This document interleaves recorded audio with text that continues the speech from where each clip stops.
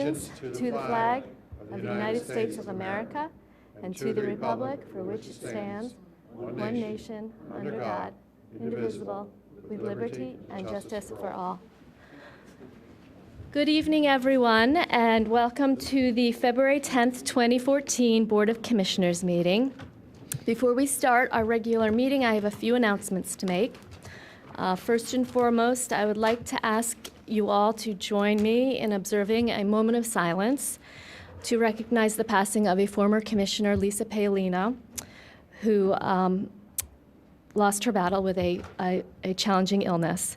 She dedicated a great deal of time and a great deal of her life to public service and to this community in particular, and we all mourn her loss. So please join me in a moment.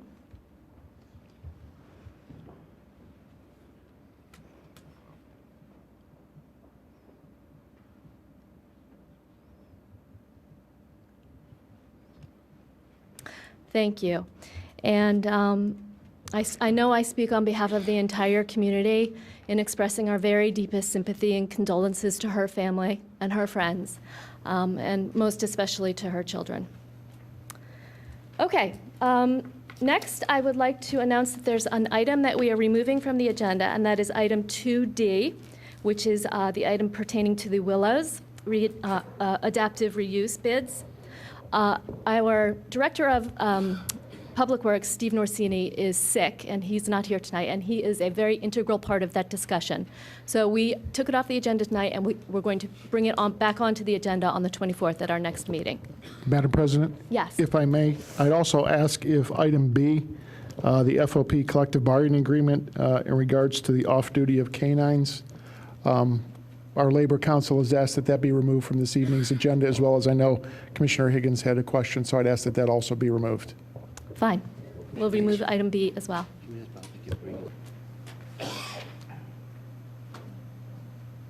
Okay, the next item that I wanted to bring up before we have our regular meeting, it pertains to our very incredible and extraordinary and professional staff and the job that they did over the last week, making a really terrible situation a lot better.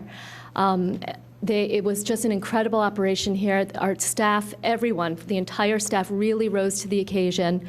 I, myself, and I know my colleagues as well, got many, many phone calls and emails saying how wonderful our staff was and how the township really did rise to the occasion. I can't say that about the phone calls I got about PICO, but the township did a fabulous job, and we wanted to recognize them tonight, especially Sergeant George Smith, who was kind of the leader of getting this all together, this Emergency Operations Center. And it's very nice to live in a township like this where you know you're taken care of in a time of crisis, and that you know that everyone, all hands go on deck there to really help us get through it together. And if anybody else would like to make any comments about that on this. Well, we certainly appreciate everything was done, but to be fair to PICO, they had a tough job and they did a good job too. A lot of people don't recognize that our staff was here around the clock. We had a warming center here. There were a handful of people only that stayed overnight, and our employees made sure they were taken care of. The other thing is several of our employees also had no power at their houses. So, you know, they were worried about their own families and homes. I also wanted to comment on one thing. I was really kind of disappointed more in members of the public. Some of the phone calls that came in and our folks had to field were incredible. We know people are frustrated. We know they're upset, but that's no reason to behave for the behaviors that we saw during some of these phone calls. And our staff did a really professional job of not reacting to these folks, and I applaud them for that. And also the problem with people driving around barricades. Paul told me a story about a guy driving through caution tape as he was putting it up, and driving under trees that had fallen across the roadway. I mean, there's no way to describe that other than stupid. There's no kind word for it. Those things are there for your safety, your protection, and you should honor them. That, you know, we don't go out and put barricades up because we enjoy putting barricades up. The guys have plenty of work to do. They don't need to do that. So I would just advise people to please take the extra time, unless you're rushing somebody to the hospital. And guess what? If you go around the barricade, you're not getting to the hospital that way anyway. So, thank you. Bob, could you help educate the public on this? How did you decide to run this operations center? Did you require every employee in the township to be involved? What exactly was the procedure and the structure that you employed? Sure. Thank you, Commissioner. Maybe before, if I do that, if it'd be okay, if there's a lot of the staff I know we invited here. I know a lot of them are resting because we have another event coming. But if it'd be okay, if I could ask the staff to please stand up, that all have been here. I know our police officers. If everybody could please just stand up. Go ahead. Don't be shy. Everybody that really the amount of time and efforts they put in to this and the dedication and concern that they have for the community is outstanding.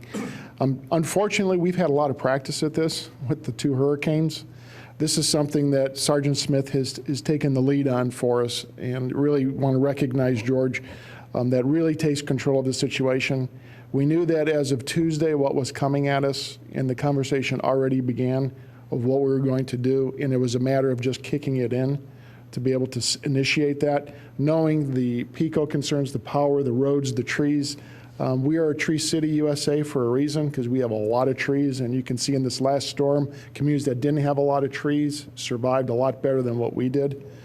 But it's something that's natural that comes to everyone here, and through that process of us going through that twice, preparing for those things, NIMS training, which I know commissioners have gone through, staff is required to go through. It just clicks, and I think this time it just worked like a well-oiled machine of what we had to do. So we knew that decision was coming of what was going to happen, and it was just a matter of flipping that switch, knowing this was going to go.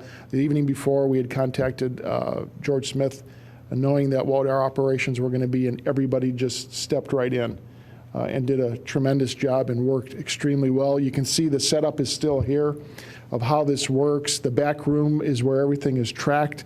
The different roads that are down, where trees are impacted, roads that are closed. So visually, a lot of things can be seen here. The police are in and out on a regular basis of how this is controlled. There's a lot of communication that takes place with public works staff. We are one community that I'm really very pleased and proud of the public works that, knowing these storms are coming, we retain the services of a tree contractor that stays with us during these storms so that we can open up roads to get them, again, much quicker than what other communities do. I think we're one of the very few, if not the only community that is well prepared on all these different areas and how we respond. The personal service, where I know the officers had actually picked up residents that could not get here to a warming station, which I'm not sure how many communities do that as well because of the concern for its residents. The staff that came in overnight to be able to watch people here, make this available, set up cots. The Radnor Township School District stepped up in a big way. The communication's been outstanding with them, and they helped us when they were closed to help clear some of the roads from some of the tree branches. They jumped right in. We know Villanova stepped up and took a tree down that had crossed Lancaster Avenue that had stepped up. Valley Forge Military Academy offered in the later days shelter for residents. This is one of the few storms that we lost so many of the typical staging areas, lost power.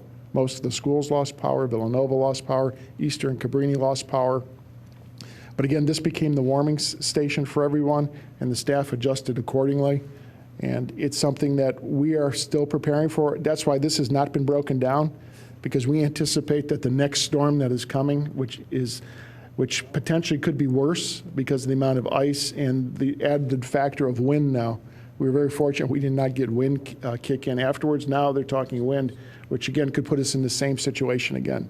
But I can't say enough for what George has done. I can't speak enough for the staff of how everyone stepped together out of their roles that typically they don't have, that they're not responsible for, being able to jump in and handle phone calls. And like Commissioner Nagel had spoke about, we know some people get upset, and if we could control PICO, that would be phenomenal. We don't. We can urge them and try to push them in certain areas. We tried to get backup power for some facilities. We can't force them to take that, but Delaware County really responded very well to us to help in certain areas. There's a declaration we'll ask for this evening for the board to adopt under new business, a declaration of disaster within this community, which then opens the door for potential state and federal dollars. So there's many moving pieces of this. George has already been on this. We are meeting tomorrow morning already to talk about storm prep. Wednesday, we'll have a discussion further. It talks about our budget, because I think after 6 weeks of the year, Public Works overtime budget is just about exhausted, if not exhausted. So these are a lot of adjustments we have to take place. We put a memo out today freezing spending for all departments until we sort this through with the board. So I know that's a long-winded answer to a short answer, but I think to know from the public, we answer phone calls around the clock, and the amount of, the few negative calls, we get a lot of positive calls of people just wanting to know what's happening. And with the code red messages, that's a key element. And I want to thank the commissioners for your involvement. A lot of times you don't see the commissioners, that they're out knocking on doors, reaching back to the EOC, sending emails, trying to get assistance. They're all very involved in this entire process too. And just want to thank the board for that, through your email blasts, through your personal showing up at doors. I think it speaks volumes for this community. It starts with the Board of Commissioners, and just want to thank you for that.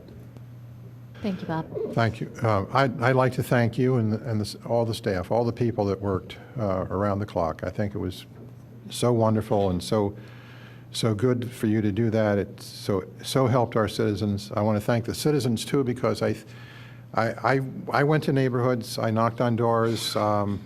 I know there were neighborhoods without any power for 3, 4, 5 days.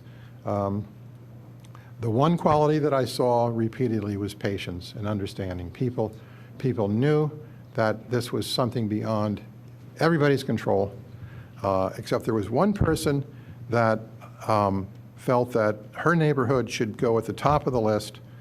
800,000 homes were without power, but somehow she felt that her neighborhood should be at the top of the list. But that was an exception. That was like 1% out of the 100%. All in all, I think our people, our citizens, acquitted themselves well. John, you probably saw more problem. John Nagel, listening into the phone calls at the switchboard. I was here one day, and there were no problems. So that's what I have to say about the whole thing. Okay, thank you. The last announcement I wanted to make before we begin is a plug for our Code Red. Many residents get this phone call during these storms and these crises, and the phone calls give updates. They give, where to go to get help. They give whether to put your trash out and whether to put your recycling out. Simple everyday things that really help you in a crisis. And not everybody gets them. So if you don't get them, please get on the website and click on Code Red. It is so easy. All you have to do is put a phone number and what type of calls you want. If you notice some of your neighbors don't get them, and you can tell because they're putting their trash out during the storm because they haven't gotten the message not to, please reach out to your neighbors and encourage them to sign up, and put your cell phone in there, because your landline doesn't work in a crisis. Put your cell phone in there, get your neighbors to put their cell phones in there, because it does really help in times of crisis to be signed up for that. Thank you. All right, now on to our meeting. We start, as usual, with public participation. This is an opportunity for folks to come up and give public comment if they can't stay for the rest of the meeting, and we encourage you to do so. Hello, Sarah. Sarah Pilling from Garrett Hill, but speaking as one of the founders of the Skunk Hollow Community Garden. I've handed to Bob, and he'll have copies made for you, our annual report. I would have done it, except I lost my internet and my printer, and so I've been sort of stuck. We had a second year that was very successful with 8 or 9 new gardeners. We enlarged the garden. We now have 120 beds in 40 plots. In theory, according to the USDA, if everybody gardened 3 seasons of the year, we would be growing in excess of $50,000 worth of food. You can't make everybody do that, but we had a very successful year, giving $1,410 worth of food equivalent to Fill Abundance, many, many visitors. We have 13 new families this year. It hasn't all settled out. Some people discovered that it was a little more work than they wanted to. A couple of people moved.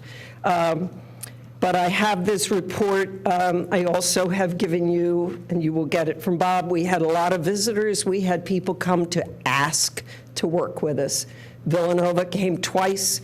Whole Foods in Devon asked if they could come and work with us for a morning. They're very interested in sustainability, and we had a great time. Agnes Irwin, second graders came. The Haverford schoolboys came back. They're our best workers. The Delaware County 4-H program came, and the brownies from the Ithan Elementary School came, and they planted potatoes and played with worms. I'll tell you, they just love the worms the best. We are in a very solid position financially. We're starting the year 2014 with $3,438.94. So Bob has a copy of it, and he says he will make a copy for you. Again, we thank you for allowing us to have the garden, and particularly, they left. I wanted to thank Public Works, who helps us by moving compost and moving wood chips to us when we need it. It really makes it easy, so we're not wandering Skunk Hollow looking for soil amendments. They bring it to us and are very helpful. We now have some of Public Works come and ask us questions. We've had a couple of the policemen who have gardens come and ask us questions. And we've welcomed everybody who has walked by and said, oh, that's a wonderful garden. We say, come on in and let us show it to you. So thank you again. Well, congratulations on your success. That's really been such a nice addition to our community. So thank you for all your work. Anybody else? Thank you. Hi, my name is Cheryl Grice, and I'm a parent of one senior, and I'm here representing and to briefly discuss the Radnor High School post-prom. We're now in our 17th year of offering a safe and drug-free environment for our kids, young adults, immediately after the prom. So we're off to a great start, and I definitely want to thank the Township because there was a great article supporting the post-prom party and allowing us to give information in the most recent Township newsletter. We've already met with our Township manager and some of the police staff, and they've been giving us guidance and good suggestions, and we know we have the support, which is wonderful. It is at the high school. We have Radnor Township security guards assisting us, and the police will be around and available, but it is fully funded by donations of parents and businesses. Again, the 17th year, very successful. It's free to all students. And historically, about 90 to 95% of the students do attend, including dates. It ends up being about 400 students each year.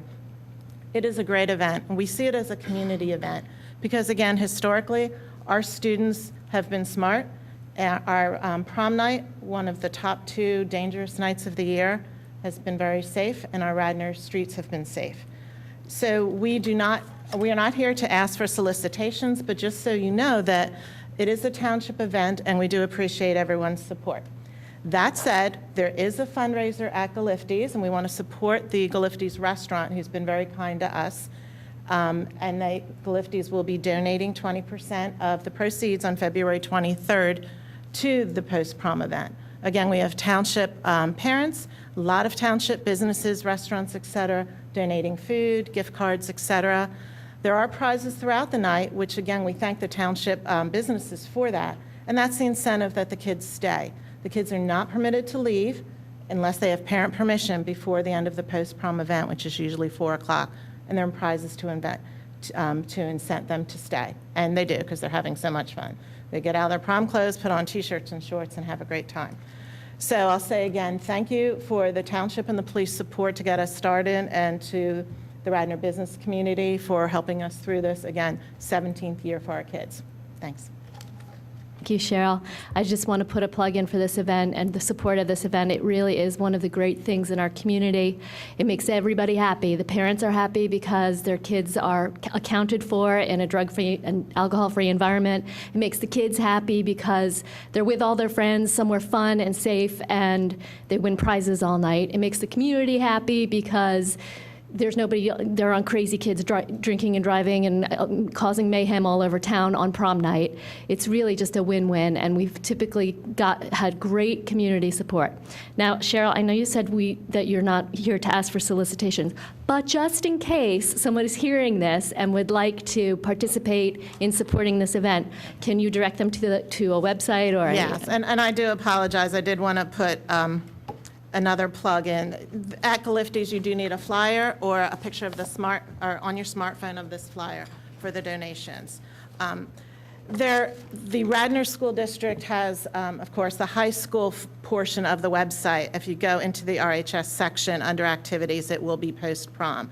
We will give updates. So when businesses who have already started donating, we're going to post those thank yous. The thank yous will be in the school directory for next year. It'll be in a newsletter article. It will be in all the 5 schools' books. So we are definitely relaying our thank yous back to everybody. Galifty's will be an event. You can watch for more events. I'm in the 4th Ward, so I do appreciate Elaine has already forwarded information on this to the constituents. Any other support anyone wants to do for that, that would be helpful.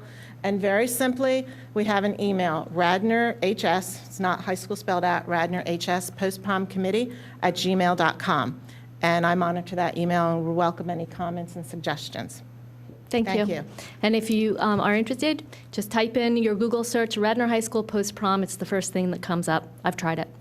So, Also, that's the 23rd, you said, at Galifty's? Sunday the 24th. Sunday night, All day. all day. To midnight. We will leave the flyers outside. great, thank you. All right, is there any other public participation? Okay, I'd like to announce that we had an executive session immediately preceding this Board of Commissioners meeting on February 10th, 2014. And we will be having another executive session at the close of this meeting on February 10th. And matters of personnel were discussed and will be discussed after this meeting. Next, I would like to ask for a motion to pass the consent agenda. Once again, the consent agenda are perfunctory items that don't require debate and discussion. If there's any commissioner or member of the public who would like to call out one of these 2 items for discussion, please do so now. I'll move the approval of the consent agenda. Do we have a second? Second. All in favor, say aye. Aye. Passes 7-0. Next, we'll move on to our committee reports. First, we have community development with Commissioner Curley. Understand we're going to have a presentation on this? Is that this item? Or do we just want to make a delay No, with just a that? motion. Okay, so, and set it for the next meeting, is that the board's intent? So I motion that we set the hearing date for February 25th. 24th. 24th? Do we have to move the table? Do they want us to move the table? Can you add that into your motion? Motion to table and set a new hearing date for the Yes. 24th. Second? I'd just like to explain for people the reason that we are tabling and not dealing with this tonight, as we had anticipated, is that the Planning Commission did not have an opportunity this month prior to the hearing to discuss the final introduced version of the ordinance. Because I believe it was snowed out that night, something new and different. And they are meeting, as I understand it, on Thursday, the 12th. If there's not another snowstorm. And for, Yes, Wednesday, the 12th. Commissioners, it is Wednesday. scheduled for Wednesday, the 12th. It is As for our next, it's scheduled for right in the middle of our next storm. and for the benefit of anybody that doesn't have the minutes, what we're talking about is the Villanova development. Right, Comprehensive right. Integrated College Development. Thank you. Within the PI district. Okay, is there any discussion about the motion to table? Yes, first of all, what time is the Planning Commission meeting on Wednesday night? Just so we have it for the 7 record? p.m. 7 p.m. And in light of the fact that we could have more snow, and in light of the fact that it's 2 weeks, it's not a lot of time, I would want the board to consider not setting a date to review this. Let's table it and not set a date to review this. That's a good point. I mean, if we set the date and We just changed the the planning commission fails to meet We'll do the same thing again. They want to Set do it another date. again. So I mean, normally, wouldn't this just be put on, Bob, would this be put on our agenda without us setting a date? Do we have to, John, do we have to set the Set the date? date. Well, where you're at tonight is, the ordinance was advertised for possible enactment tonight. So essentially, you're continuing that hearing date. You had set the date to do that tonight, which you can do 2 weeks from tonight. Now, I guess the question is, what happens if the Planning Commission makes some more revisions to it come this Wednesday? You can take those up on the 24th. And you would have to re-advertise that ordinance if it got revised further as a result of the Planning Commission's actions this week on the 12th. So, I mean, tonight, you had a hearing scheduled, that ordinance was advertised. You're going to continue that till the 24th, and that's where we are. I guess the question I'm throwing out there is what happens if the Planning Commission makes further revisions to it? You'll have those by the 24th, and then if the ordinance gets further revised that night, you're going to have to re-advertise it again. That's no different than any other Yeah, scenario that we've ever done. Yeah, it's the I think same. It's the same scenario. that Right. we- Actually, I don't mind the date being set in one way, because the public then is alerted that this is the planned date. I'd rather them not be surprised by having it show up on an agenda without having a date. So in some ways, we had the latitude to continue, to reintroduce the ordinance if we need to on that date. That's fine. What else does the Planning Commission have on, do they have other items? Their full business agenda is being pushed from last Monday to the 12th. So what was that? What was on Several that? other items. I don't know. The agenda is posted on the website. I don't have it off the top of my You head. want me to read them out? Yes, please. It's dated February 3rd. Well, But that's been postponed. Correct. It's not germane to this motion, you know. If he wants to ask that later, but we're talking about one item on the agenda, not a whole range of things. Okay. I think it is germane because we want the Planning Commission to have time to review it. Well, we all and- got a copy of it. You should have got a copy of the agenda. Yeah, well, I don't happen to have it with me, Mr. Spengler. So just, how many items are there? I mean, just, we spent more time arguing about it, just how much stuff do we have? There are 3 other items. Overbrook Country Club, Godfrey Road, that's separate, to construct a golf cart storage barn. And then, There's 2 for Overbrook, and there's Couz's they want to tear down. That's it. and Couz's Corner at West Lancaster Avenue near Old Eagle School Road. That's removing a building. Is there any other discussion about Thank the you. motion to table? Is there any staff comment? Is there any public comment? Patty Barker, Rosemont. My main question about you setting the date of February 24th, it's my understanding that's the same night you're having the hearing for the must ordinance? No, we are not. You're not? We are not. Okay, well, that answers that question. Okay, then fine, you're going to set it, and what John Rice is saying is that if planning makes further revisions, then you will handle that on the 24th and possibly push the hearing back and re-advertise. That's correct? If we adopt their recommendations. Correct, correct. The other note I want to make is just that I didn't check the website today, but the Planning Commission meeting as of last night was not on the website. So I respectfully suggest and request that any of these changes, and believe me, I understand that what was going on here caused a lot of, the staff was busy, but I feel this is important because this is an important issue. So any changes that are made, I hope will appear on the website ASAP so that people who do check pretty regularly will see these changes. But as I said, as of last night, the fact that the Planning Commission meeting had been rescheduled from February 3rd to February 12th was not on the website. Anyway, thank you all very much. Thank you, Patty. Any other comments on the motion to table? So just so I understand, it's to table it and to set a hearing date of February 24th for That the was the motion. CICD. That's the All right. motion? Commissioners, I can just add real quick regarding the website. That was up there. As soon as we rescheduled it, it got bumped because of all of the notifications. I reached out to our IT department on Saturday night when I realized that it was not up there because of an email that Patty sent, and that was put up sometime early Sunday morning and remains on the website. The link to the CICD, which is on the left-hand side, does contain all of the information and the updated ordinance. So the website is as up-to-date with the information that we have. Okay, it's been moved and seconded. I am going to recuse myself from this vote, but I'm going to go ahead and call the vote for my colleagues. All those in favor say aye. Aye. Any opposed? It passes 6-0 with myself recusing. Next, we are going to move to Personnel and Administration with Commissioner Fisher, starting with item C, skipping right. B. All right, I'll move to adopt Resolution 2014-16. This is adopting an amendment to the FOP Collective Bargaining Agreement to include a provision to allow officers to decline medical coverage from the township and to share the savings equally between the employee and the township. Second? And I don't, would anybody on staff want to speak to this or explanation? Bob? Yeah. Thank you, Commissioner.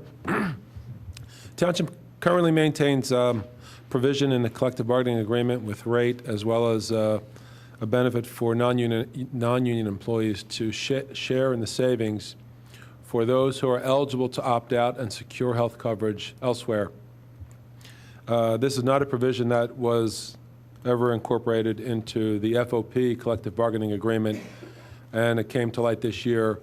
And we'd like to include that as a means of generate additional savings for the township by providing an incentive for those who have the ability to opt out.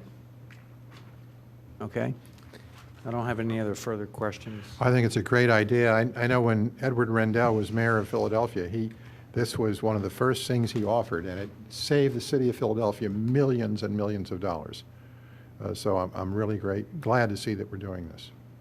And I just had a couple logistical questions. The 50%, that is adjusted every year to whatever the rate would have been that year? That's correct. And when someone opts to do this, is that an annual thing that has to be re-upped every year? Yes. As well? It's not binding forever? That's correct, year by year. Okay. And then what effect, if any, does this have on their post-employment health care? They're eligible for post-employment if they're enrolled in the plan. And at the time of retirement, they still maintain post-employment health benefits. Even if they're still opting out their last year? They would still be eligible under the contract, Okay. post-employment. And so when they retire, they can still get 50/50? Do the same thing when they retire? The opt-out is not included in the contract under retirement, but rather they're eligible to enroll for coverage upon retirement or at retirement. Okay. So at retirement, they can enroll for coverage, but if they don't have coverage, they don't get any financial benefit, and we don't. They're correct. They're either enrolled in the plan. Their option is to enroll in the plan. Or not to. There currently is not an opt-out that carries through to retirement. But I wouldn't be surprised if we see something like that coming in the future. I actually thought of a question. So this, the sharing of the savings will result in a higher effective compensation rate for those officers. Is that right? So, and will Yes. that higher compensation rate be used to calculate the OPEB? To calculate? To calculate their Like their pension? Their pension? No. No, it's Okay. excludable. How do we know that's not the case? Well, it has to be written into the, It's not counted as compensable for pension purposes. It is an item that would be excluded. and is it, where will that verbiage end up Yeah, going? where is In the that? contract, we'll put that in there? That will be in the consolidated agreement. Okay. Okay, are there any other questions? Yeah. And we'll vote on that at a different time, the consolidated agreement? Yes. Okay, great. Where did the item, where did it come from for a 50-50 split for this? Who Yeah, actually, it was my idea, I think. was your idea? Yeah. All right, well, It doesn't necessarily mean it's a, They were The proposing point a is you higher wanna fee, share. and John got it down to 50/50. 50/50. Well, I think that in general, when you see these types of things, that 50% is very high. It's much higher, maybe 0 or 5 or 10%. Typically, you wouldn't split the savings with the beneficiary. And I think that the first thing that will happen is there will be an argument that this is compensation that is to be included in computing the pension amount. Well, we can be explicit, right? That term can be negotiated as well, right? Yeah, a couple observations. First of all, this is not compensation in terms of income and earnings. The IRS would argue that it is, but in terms of their collective bargaining agreement with the township, it is outside of what is defined as compensation. With regard to the 50%, as Mr. Tate mentioned earlier, that the 50% cost sharing has been in place with the rate union for years and years and years. So that precedent had already been set. And the concern was raised early on in the negotiation with the FOP. And quite honestly, they weren't willing to hear or to discuss anything less because the precedent had already been set. So it was either 50% or the negotiations would have stalled at that point. Okay, are there any further Thank you. questions? Why is this coming up now? Why isn't this a contract issue, part of a contract? This was an issue that was brought up when the FOP had seen with some of the officers actually inquiring of whether or not they could opt out of the program, seeing what rate was doing. So they initiated the conversation to be able to do that. And anywhere where we can actually save compensation, split these costs to begin, as you're aware with the FOP contracts, how they are in Pennsylvania. To be able to initiate this as a start with the FOP is a very good move, in my opinion. And the commission, we discussed this a couple times in the fall. Yeah, in terms of the calendar itself, the open enrollment period for the township's November. So every November, we have meetings with all staff to talk about changes in the healthcare plan, trends in the healthcare industry, where rates are going, and at those meetings, officers are invited. And this discussion came up this year when it was asked by one of the rate employees about the timing of when the cost savings would be paid. So that generated questions from the FOP, which then started the conversation. Well, I would say that this isn't, I wouldn't put this in now. I'd put this in as part of the next contract. And I think that this will become an entitlement, I think this will become additional pay, not a savings. And I see this as an overpayment on the savings anyway. So How about the money the township's saving? You care about that? well, what is the money the township's going to be saving? Well, 50% of what the cost All is right, on but- family. all right, so, all right, that's- $15,000 to $16,000 Commissioner per Booker. employee. Commissioner Booker, the board did discuss this. This isn't coming up just the first time tonight. This has been brought up with the board multiple times over the last couple of years of ways to cut costs, but most importantly, to make it a win-win. And in this case, a 50-50 split is a great way to make it a win-win. But the point is, for every officer that opts in, we will save 50% of the premium cost for that officer. So ideally, if every officer could do it, we would save quite a bit of money. And the officer gets compensated for it. So, Well, but look at it this way: if every officer did it, we would be paying extra, No. and not getting anything. It would be compensation. All right, Wait, maybe just clarify, how would we be paying more? Because if we're paying approximately $30,000 for health care for a family, we split the cost $15,000, we pay them $15,000. Call the vote. So we actually save money, correct? is that the number? 15? Is that the number? It's actually, I think, 30,000? it's a little bit higher, so it's probably around 16 or 17,000. So that's a substantial amount. That's a substantial amount we're of paying- pay. but Rich, we're paying double that now. So- But we're getting health care for that, So right? if- Now you're going to be change that and pay that for as additional compensation. We're paying, well, another way to look at it is we're paying for health care that isn't needed, but the employee's still entitled to have it. So the option is we could not do this, pay $34,000 for the employee to have coverage Is that so? That's the number 34,000. Is that what we pay per? Is that on family coverage. and 36,000, sorry. all right? So 36,000 per employee for family coverage is what we're paying right now. And will that number? How will that number be affected by the implementation of this change. We won't And- have to pay the and- $36,000. We'll and pay how the will- employees half of that. How and we'll will, save how will half we, of that. how will we know, and how will that be verified? Where's the figures on that? We will verify it for you, for each and every employee if you'd like. And tell you how much we're saving your taxpayers. All right. Let's, Okay, do we have any other questions? Does staff have any comment they'd like to make?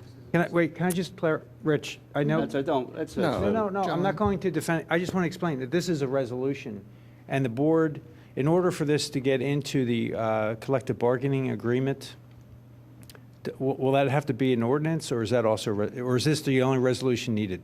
Just a resolution. Just a resolution, Yeah, there's no okay. ordinance So, approving that. in essence, this will put the language into the agreement, and, you know, this is not the first change we've made to the agreement post the contract negotiations. The point is, staff has worked very hard to continually find ways to Cut expenditures. to keep good talent, pay them well, cut costs. So thank you. Okay, is there any staff comment on this? Any public comment? All those in favor say aye. Aye. Any opposed? Opposed? Passes 6-1 with Commissioner Booker opposing. Next. John Fisher? Sorry, I was taking notes. Next up, we have an approval for the solicitor to execute a Dustin stipulation, and we'll hear from the solicitor on this. A little bit of background. This is a stipulation that'll resolve a complaint that was filed against the township regarding essentially Harris Lane and the historic use of Harris Lane that goes back to when the school was built by the school district, and the township was involved in that, was involved in relocating Harris Lane and creating new Harris Lane. At the time, the school district and the town, and this is 10 or more years ago that this occurred. At that time, the school district and the township attempted to have all the property owners that backed up onto Old Harris Lane sign off their rights and grant the township an easement for a walking trail. The only people that signed that document were the Dustin's predecessors in title. No one else signed.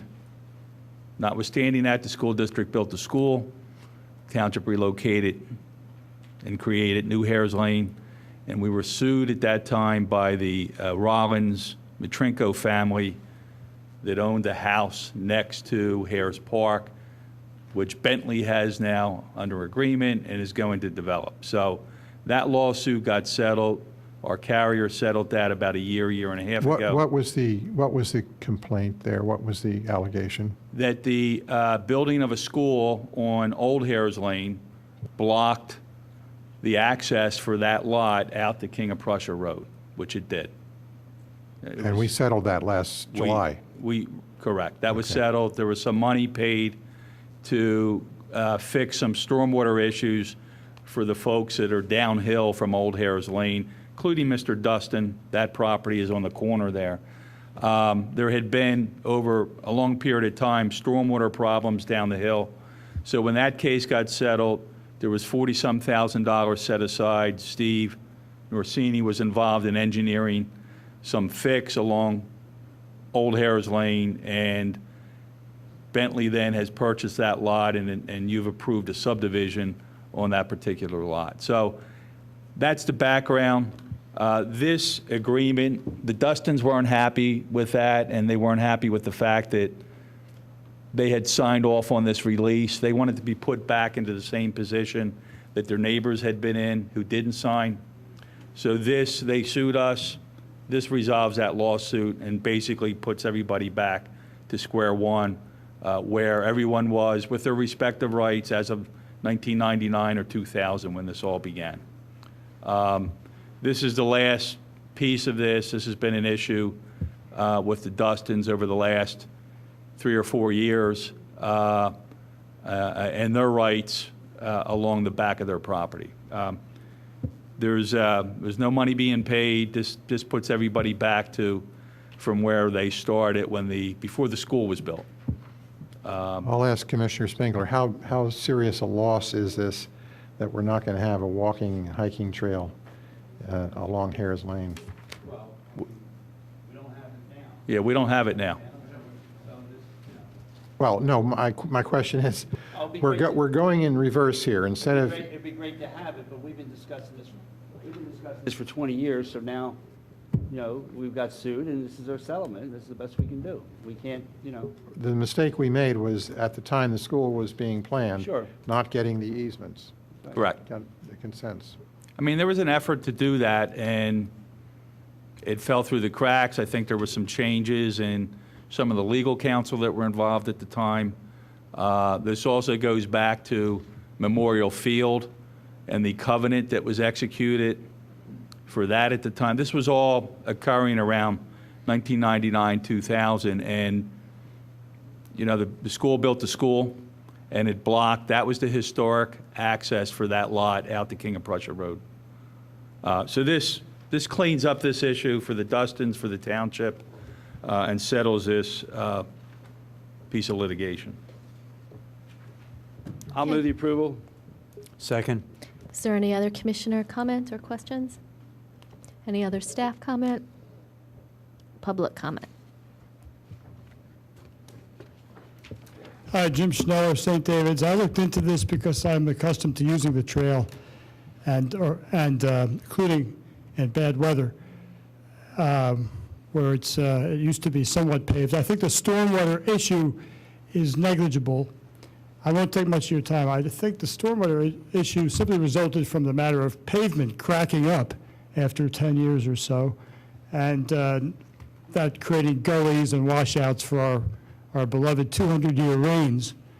I wanted to ask the township to really take an honest look at this. I know, like the solicitor just admitted, and two commissioners, it's kind of been the fall through the cracks syndrome on this project, which is a crucial project. When you've got a 15-acre park by the Kreuzberg Center, you've got that wonderful complex that the tripartite agreement put together, and you're missing 100 yards. And in fact, 30 of those 100 yards are alongside the circle on the cul-de-sac, the new circle. So you're talking about 70 yards, and I'm astounded that you're kind of letting the fall through the cracks syndrome dictate. I think there's some very simple solutions. I know that the developer has raised claims about privacy. Well, everyone always raises claims about privacy. Bill, you could tell us about the Radnor Trail and how that used to be a real sticking point. I know that I read in the case file that one of the neighbors bought their $1.5 million house, assuming there'd be a trail there. And they were disgusted with what happened, and they've turned about face. Well, Jim, we don't have a right to have a trail there, and if the community wants a trail eventually, we could always condemn the property and get a trail there, but we don't have a trail there now, and we're not getting one without paying for it. How likely is it that you'll condemn a property? But that's what you're asking. Yeah. I mean, we don't own it, Jim. It's a private driveway that goes with the Matrinko-Rollins lot next to the park. So unless you want to go knock on doors and purchase an easement from the people that back up to that property, we don't own it. There's nothing we're giving up here. I produced a letter 3 weeks ago that showed that there is an easement. That was a letter from Frone Crawford that talked about it. He was trying to get the easement signed off by all the property owners, which never happened. And that was the issue. That wasn't done. That wasn't followed through with. And that reason that's paved is because that was the private drive that went out to King of Prussia Road. The school blocked it. Without approaching this too closely, did the Dustins former residents sign off on one of the 3 easement agreements that were They were the signed? only ones that signed the easement agreement at the time, giving up their rights, but no one else did. There were 4 or 5 other property owners that did not, one of whom then sued the township successfully and there was a settlement of that, resulting in the stormwater contribution to fix, and there was serious stormwater problems. The neighbors that are down the hill from Old Hares Lane have had their driveways and their backyards washed out for years. That settlement agreement fixes that. Jim, we understand your position, and we appreciate your passion on Thanks, this. John.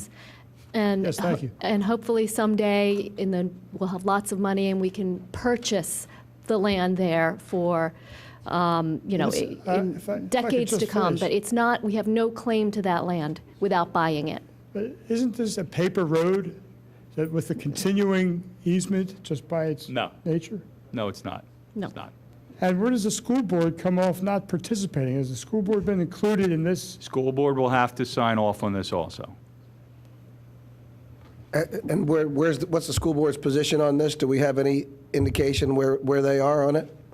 I haven't had any discussions with their solicitor for about 3 or 4 months, but my understanding is, as of last fall, Commissioner Booker, they're ready to sign off on this also. I mean, there really isn't, they have even less rights in this lane in terms of use. It's a private drive that a school was built on. Thank you, Jim. Thank you, Jim. Let me conclude. I have to mention that there seems to be a deficiency, because if the corporate center were involved right now, this could mesh really quickly. And I don't think that the developer is completely against it. More so, I want you to know, before I'm ejected, that I'm not looking for, You got the ejection button? I'm not looking for Township taking over the road. It's just that there's a wide swath there. Well, And I know walk from- down, Jim, walk down, and nobody's going to bother you. Just walk down, you know? So that. Ride your bike down. Have fun. There's no difficulty in putting a 5-foot wide trail next The to this private difficulty is the driveway. neighbors You don't don't want it. The It's neighbors don't private want it. property that they own. That's why this is the time to do it. Once they're entrenched and they've built the homes and they've sold the homes, there'll never be a chance. We have to buy it, Jim. Including getting the corporate center involved. All right, thank you. Thank you, Jim. We really appreciate your passion on this. Thank you. Okay, next Please item. keep Oh, your no, mouths we've had a motion moved and seconded. If there's not any other public comment, is there? Then I'm going to go ahead and call the vote. All those in favor say aye. Aye. Aye. Any opposed? Passes 7-0. Next item. We're moving on to Yeah, Public Public Works and Engineering, and that is with Commissioner Higgins. Yes, thank you very much. The first item is the caucus involving the Septa's increasing its parking needs at the Villanova train station on the Paoli line. And I think we have Counsel Mr. Falcone here representing Septa. And Mr. Falcone, I know you've been in front of Planning Commission, you've been in front of zoning, but if you could kind of start from the beginning for us and just tell us what this plan is about and why this is needed, Sure. because this is new to us. So Julie is laying out the plans right now, and I'll give a brief overview, and then I guess specific engineering questions can be directed at Julie. She's with Urban Engineers, and they prepared the plans. But What is her last name? Julie Rentz, Thank you. R-E-N-T-Z.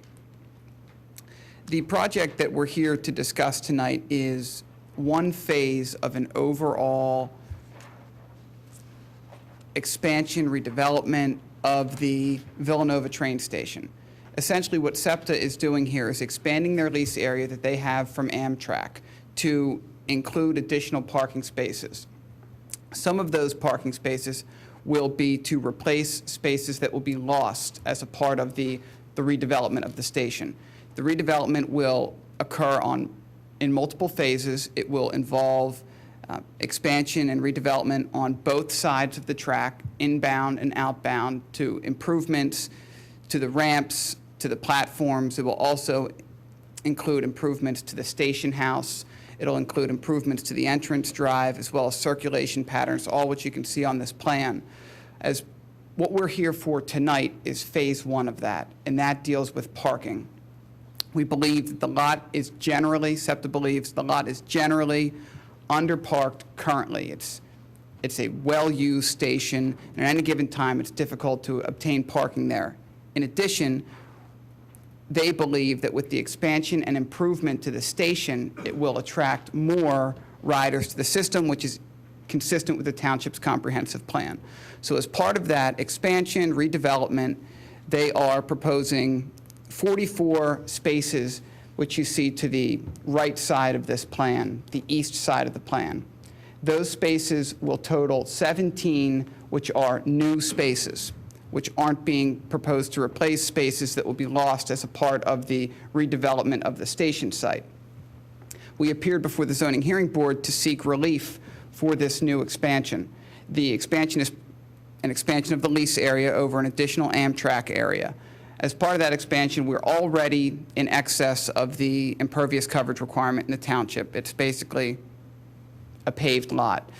We also are already in excess of the setback that's required for this area.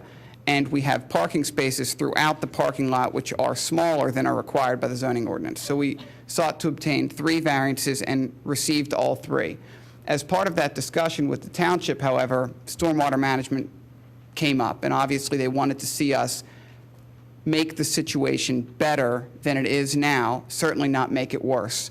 So as part of this expansion, we're proposing an underground stormwater management system which will tie in and work with the existing system that's on Villanova's property as well as the piping that's there now. The condition the Zoning Hearing Board put on us was to bring, I'll go back, the Planning Commission wanted us to take the entire site back to a meadow condition and then propose our development from that.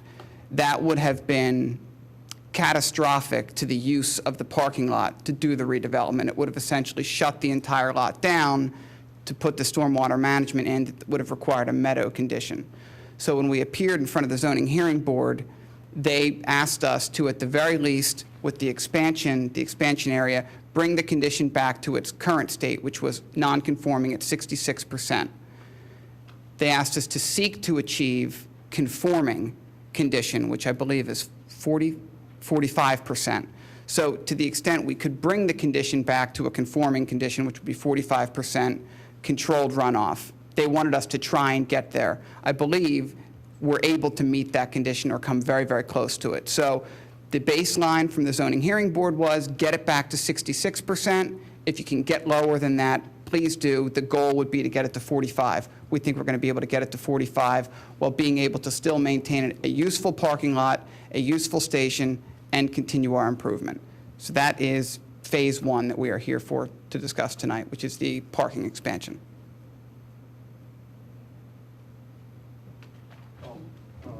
Could you? I noticed. Go ahead. I just wanted to try to get clarity. You had 2 plans there. I want to see the existing and then the proposed, because I can't make it out. And if you would just use your pointer so you can show existing conditions and then the proposed conditions.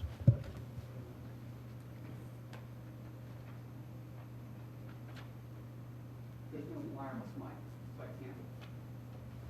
Well, she has to have a mic. She can't talk without the public at home hearing her. Okay. Oh, right there. Oh, here we go.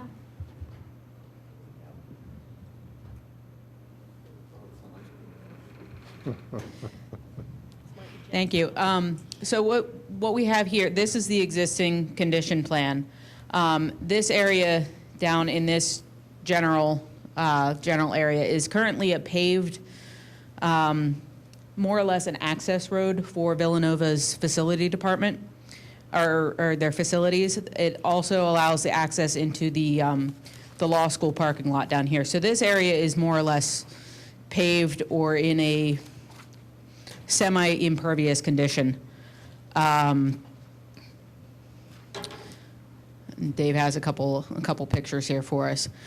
So this is showing basically standing here, looking back in towards the existing station. There's a landscape island currently in the middle of the parking lot. So in general, this is just all paved. What the proposed condition is, which is shown here, is adding the parking spaces to this end. The reason for that is that as part of the expansion of the station, they're adding new ramps and stairs and a new tunnel to go underneath the tracks. By doing this, it expands the station into the parking lot where we lose, I think, 23 spaces. So in order to offset that, we've tried to put in additional spaces down here, 44, which will increase by a total of increases by a total of 16 spaces. Of those 16, as Dave mentioned, were supposed to be have you mentioned that? The parking? The dimensions, I haven't discussed Okay. the dimensions. I'm sorry, one of the zoning variants. So I can explain that. Some of the relief we asked was to bring all of the spaces into the current state, which is 9 by 18. The ordinance requires 9.5 by 20. The zoning hearing board, the planning commission recommended that all of the new spaces conform with the existing spaces, which are 9 by 18. The zoning hearing board asked that we only put the new spaces, or that we only put the replacement spaces at 9 by 18, and that any spaces in addition to those which we are replacing, that they be built at 9.5 by 18, so the extra 6 inches, which, as Julie mentioned, were on 16 spaces. So those are technically new spaces which don't exist on site today. Those spaces will be built at 9.5 by 18. All of the other spaces on the site are 9 by 18, the existing as well as the additional proposed. What's the note at the top of the drawing right there, no, to the right? That note right there? And is that upper parking lot is not changed at all, correct? No, this upper parking lot has not changed, with the exception that we are going to retrofit 2 of these spaces on the upper side and a couple down here in the middle with landscape islands to add a little bit more pervious area. That was at the request of the What's that planning note? commission. This note is basically just calling out the lease line for, it's the 50-year lease to Amtrak made part of demise premises to Septa. So this is basically just, this is Amtrak's property that Septa is leasing. This seems like an awful lot of building and investment for 16 spots.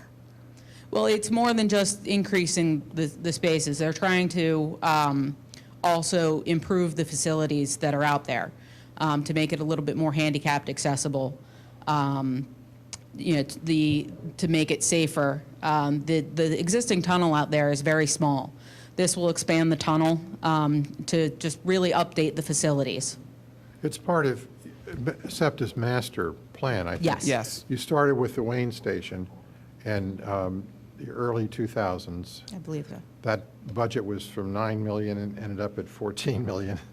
But we have really a first-class station there with all the historic appointments, and we have a raised platform. You can get 6, 7, 8 cars there, and you can board at a raised level any one of those cars. So I think that's what's behind this. It's phase 2 that they're really looking forward to. When you were pointing down to the right-hand side, yeah, right in there, you talked about the Villanova University Public Works having access. It looks to me like you're saying that you're going to put parking where they're currently using that as for access. In this area, it's so this is looking in this direction. Currently, the Villanova Public Works Department, or I guess their facilities department, is housed at the eastern end of the site. They really just use that as a throughway, and there are a couple spaces along the side that they use to house some materials and that kind of thing. However, that is still Amtrak's property. It's Amtrak's property, okay. When you did your calculations for the 45% impervious, did you count any of the impervious, of the landscape area and any type of stormwater management you would do there in terms of rain gardens or whatnot, or is it just all structural? It's mainly structural. Okay. With the limited island area, because of the property lines, we have limited space to be able to expand the island here, to be able to add infiltration.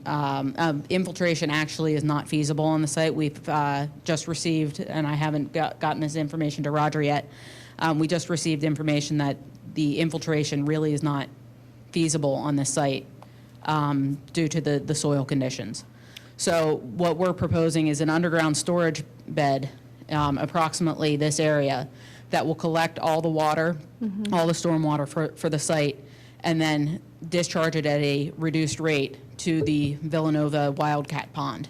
Julie, do you have the drainage plan with you? Don't know if I brought that with me or not. Where and what is the Villanova Wildcat Pond? It's the pond that sits over, there's a walking path that comes right by it, behind the law school. Yeah, it's off to the east It's here. a artificial pond? Yes. Right, so that, you can't do infiltration, but you'll do this piping into the pond, and then what happens There's to that? existing piping out to that pond, isn't that right? Yes, I'm not sure if you see it on here. I think there's existing piping out here that goes off into that pond. We're proposing to reuse that piping and just connect our stormwater basin that will be located right around here to that existing piping. It will just reduce the rate of runoff. It goes to the pond, but Yes. ultimately from the pond, it's not leached, but it's It's removed released and through their released outlet structure. into our streams. Correct. So we're gaining, what you're gaining for the township there is delay in release. I assume that today, there's direct release from all of this impervious surface into our stormwater system. And there's sheet flow runoff. So essentially, we're going to, and Julie can explain it better, but we're going to capture exponentially more of the rainwater, which right now is not captured or controlled in any way from the site, and control it. And as you've said, we can mitigate the rate at which it releases off the site through the use of that existing pond. And that's, again, where the zoning hearing board was asking us to focus to get it. We're currently at 66%. The ordinance would allow 45% maximum impervious on the site. And we're controlling our goal is to get the control down to a situation where the site would essentially be deemed 45% impervious. And I assume the limiting factor is the size of the pipe that runs to the Villanova Wildcat Pond? It's not necessarily the limiting factor for the rate of runoff. That's a good exhibit there, Julie. You can Right, so basically what I'm showing you here is, this is showing the way that the drainage areas are breaking out right now. This blue area up here and along the track on the south side, thank you, is going to, it's ultimately getting into the system that goes directly to the Wildcat Pond. The green, It's going to be too cold, but sorry. This green area here also will end up going out to the Wildcat Pond. It's collected through the stormwater system that is currently in place. The pink area over here is basically off-site. It's just sheet flow that goes straight to the Wildcat Pond. What the proposed condition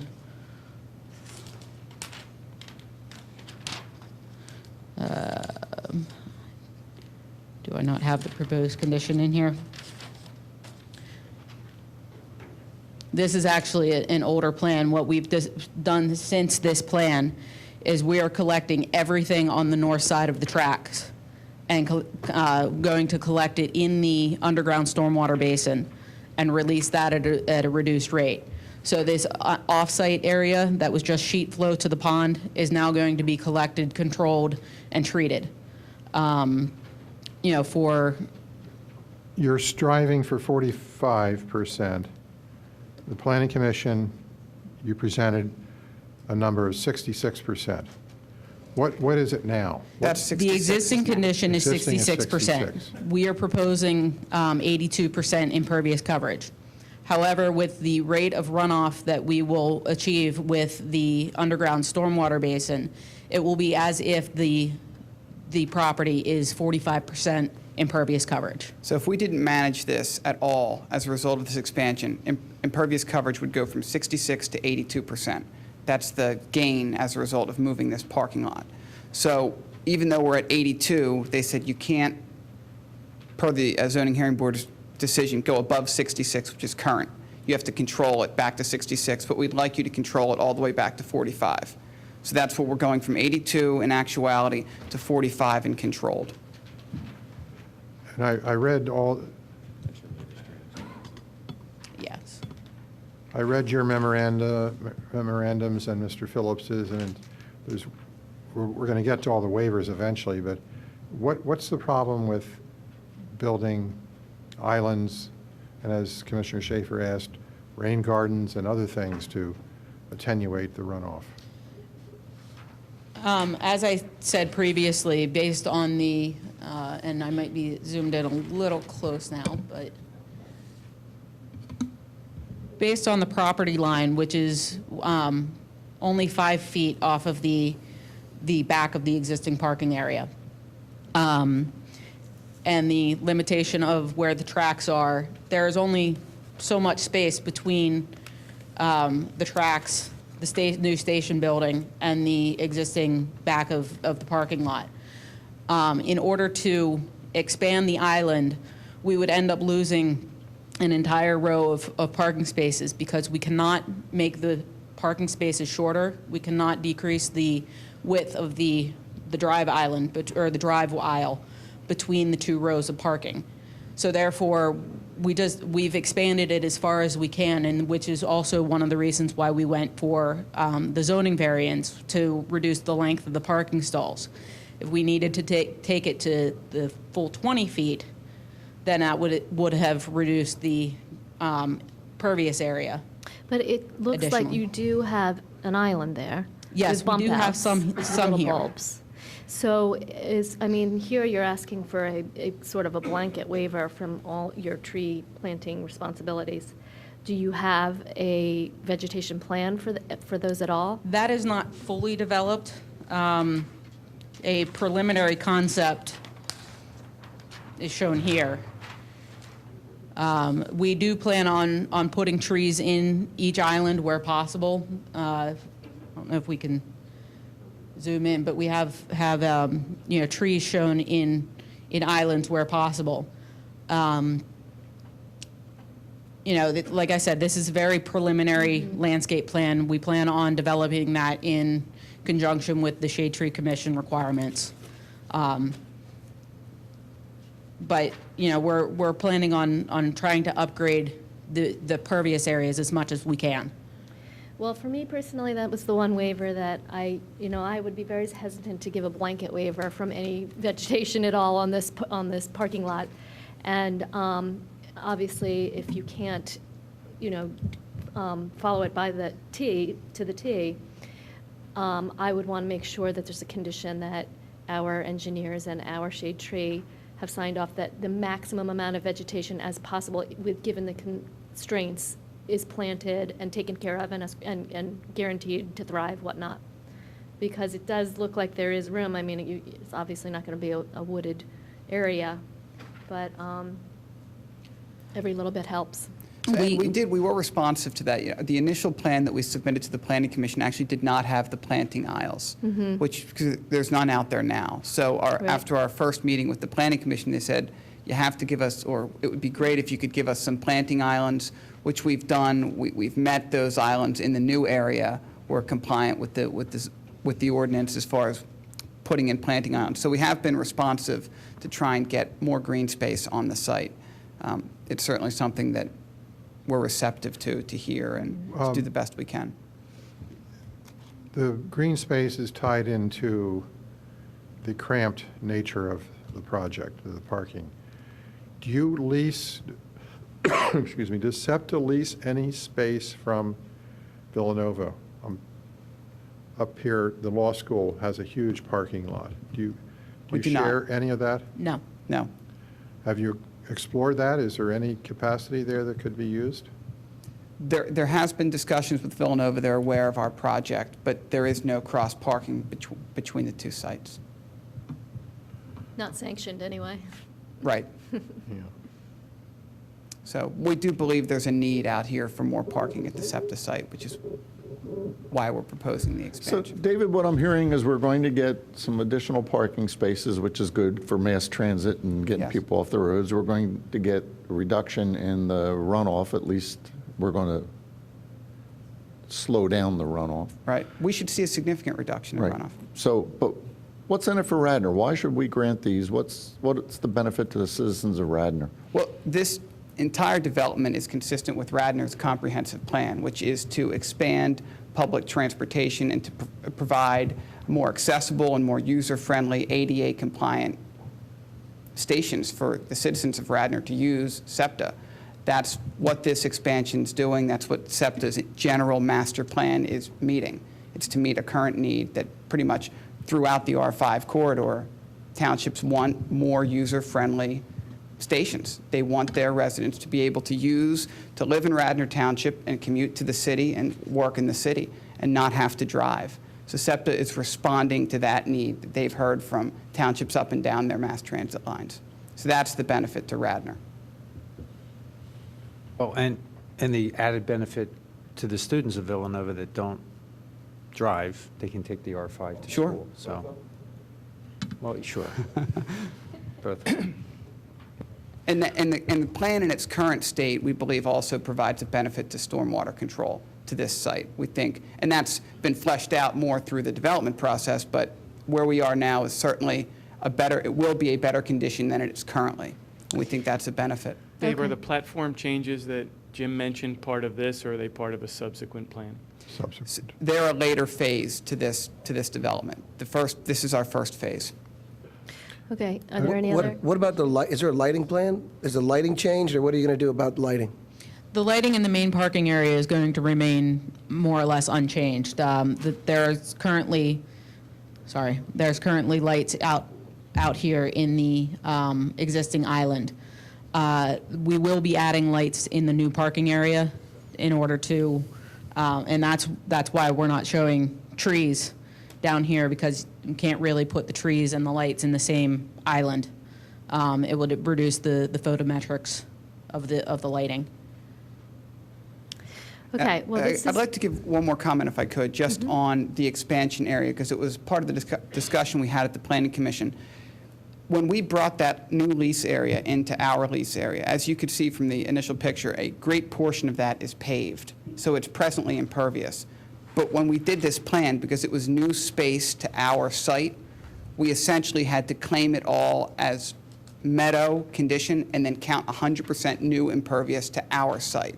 So really, while we're saying we're bringing it back to 45%, the reality is it's going to be lower than that, because we're taking an existing impervious condition and we're counting it as it was not impervious to our site because it's new area to us.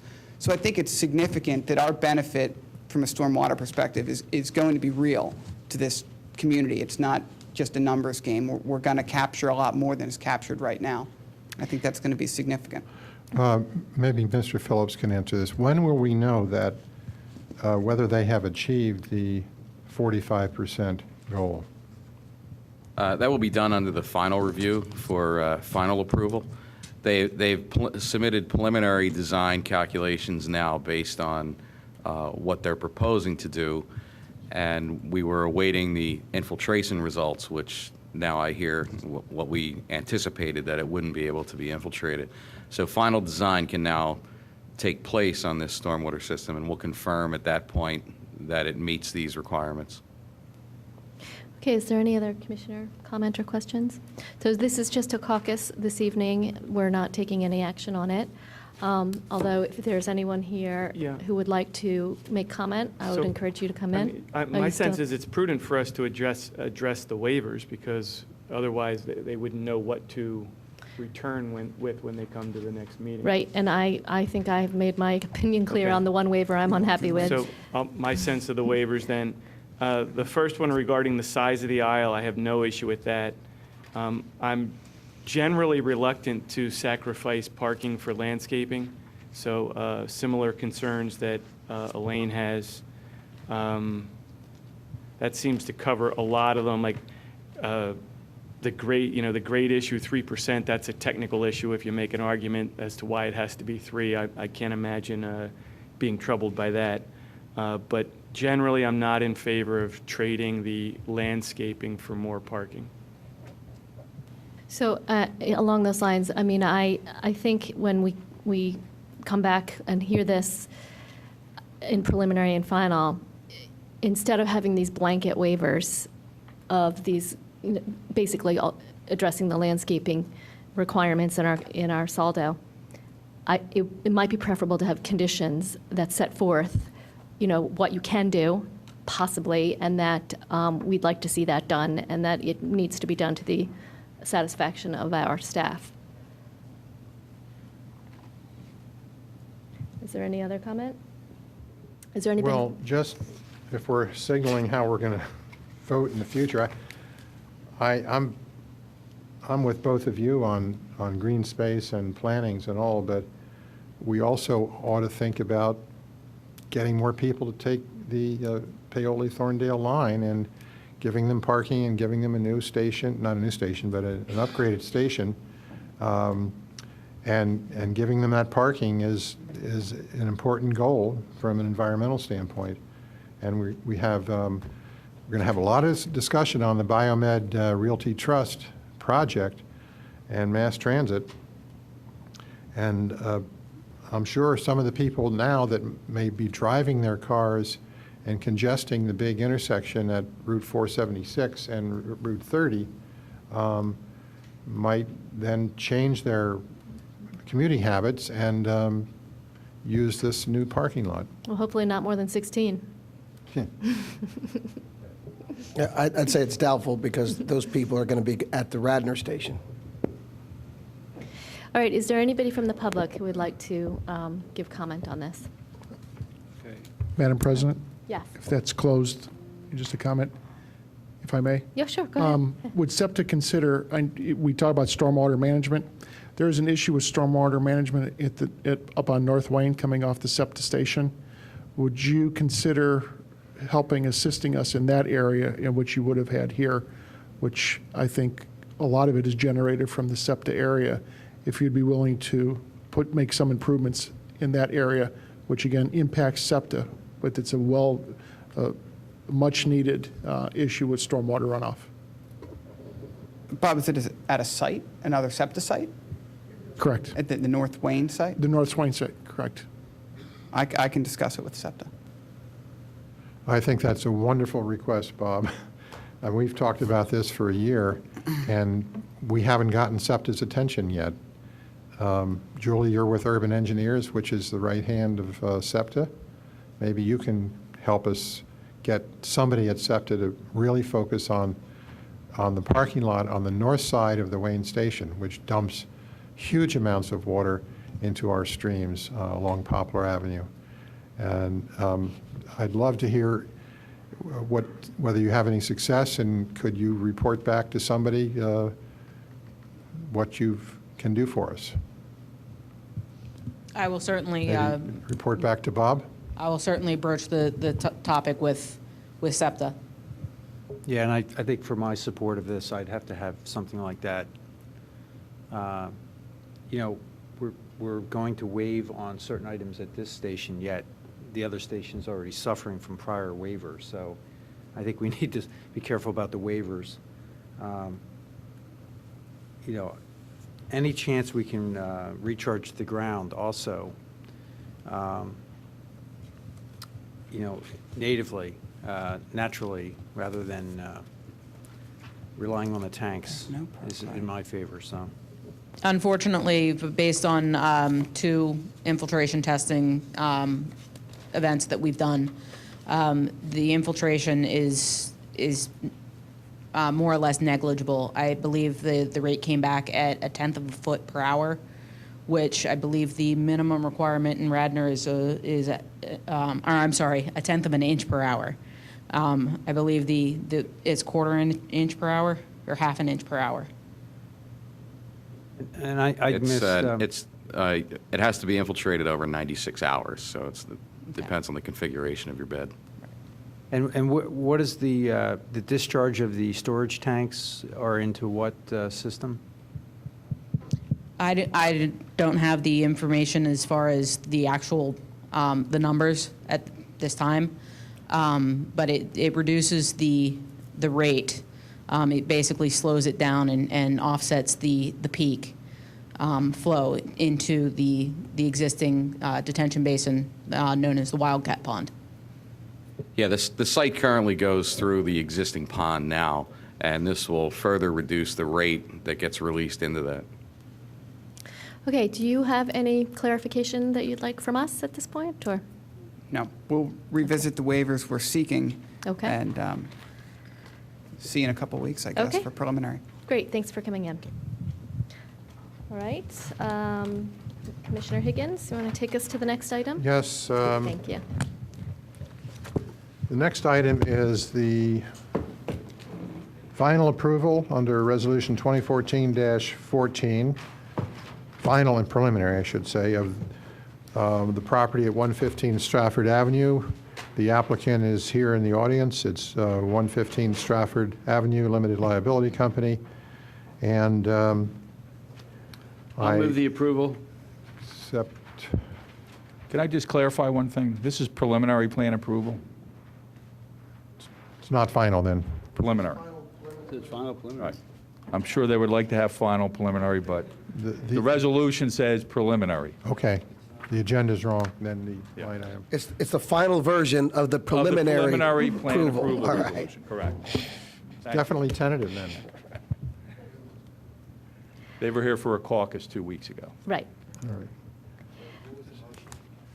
I move to approve the preliminary approval for 115 Strafford Avenue, 2014-14. Second. There's one thing in the resolution that I would like to see changed, and it's a very small thing. On number 6, condition number 6, we talk about the HOA documents addressing parking restrictions and safe fire access, which is what we talked about during caucus. I want to add in there the concept of not just the restrictions, but the enforcement, so that the HOA agreements would directly address how it's going to be enforced.